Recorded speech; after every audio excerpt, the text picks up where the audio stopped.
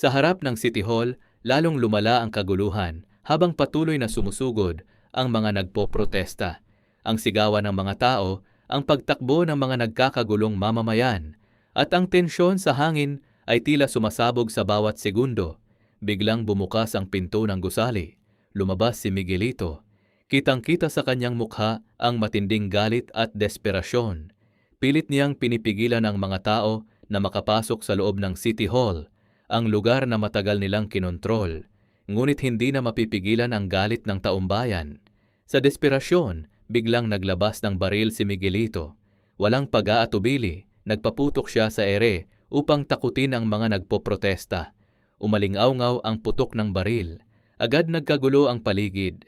Nagsigawan ang mga tao at naghanap ng masisilungan habang pilit iniiwas ang sarili sa mga bala.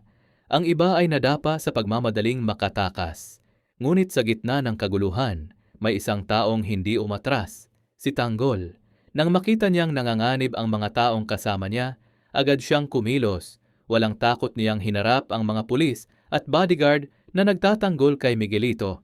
Habang nagpapatuloy ang kaguluhan, nadadamay ang ilang sibilyan na wala namang kinalaman sa kanilang laban.